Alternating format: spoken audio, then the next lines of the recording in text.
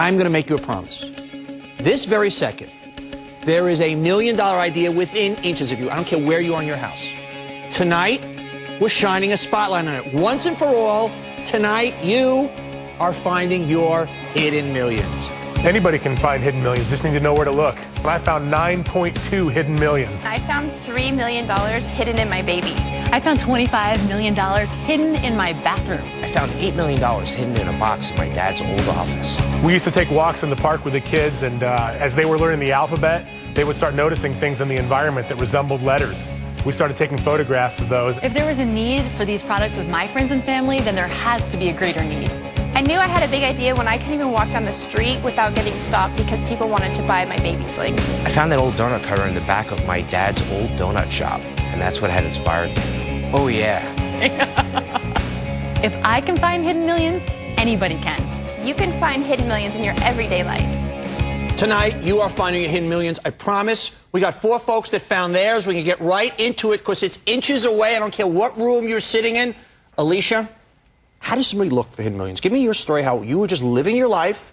Right. There they were. Right. Well, I had a baby. He was a newborn, and I needed a way to carry him where I could still get things done around the house, go for walks, go get some coffee, and look fashionable, be comfortable. And I couldn't find anything on the market. So I cut up a bed sheet, had my first sling made, and then had one made professionally out of my pattern. And everywhere we went, we're stopped, people wanted them, and we knew we were onto something. So the simple way is like in your own life with your own kid, there was something, there was something wrong. There was no product for you, and you said to yourself, "I guess I'm not that different than anybody else." Right. You made it yourself. You got the validation. People said, "I want that." Boom, beginning of $1 million idea.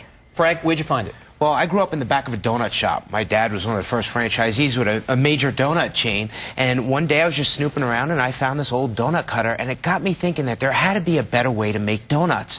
Maybe we can make donuts that are less fattening and not loaded with all that hydrogenated vegetable shortening and so fattening and so full of calories. And thus I came up with Holey donuts and the patented process that avoids deep frying. But how do you know? Because the whole premise here is that it's in our everyday lives. Products not being met, something's going wrong, it's in front of you, things can be better.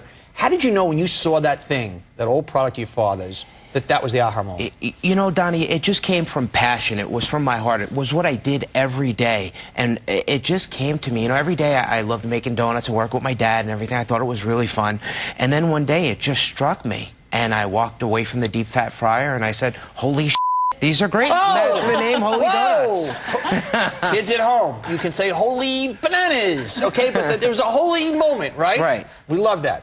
Brad, also you found that with your kids a little bit older, this is important because I want people to pay attention as they're going through their life with their kids. Of course, all the time, you're not paying attention to it. There are $1 million ideas. Take me to the moment. Our kids were learning the alphabet. Our daughters are 5 and 3. And so in school, they're learning the alphabet. We happened to be taking a walk, and one of them noticed that an element of their environment looked like a letter of the alphabet. We started making a game to find every letter of the alphabet, and eventually it came time to give a wedding gift.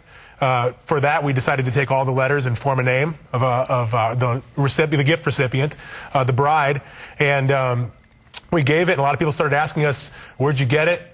We gave another one as a wedding gift, a belated wedding gift, actually, and the person that we gave it to said, this is a multi-million-dollar idea, and if you don't do something with it, I'm going to pursue it. So in your everyday life, and then you got the validation from somebody else, so boom, you got to jump at that product. Right. I love your product. I love your product. Thank you. Maureen, what do you look for? How'd you find it? I found my hidden millions in my bathroom, believe it or not. I was trying on makeup products that I had bought at the makeup counter, was having a really hard time and struggling to recreate the look because makeup lines were really catered to makeup artists and not real women.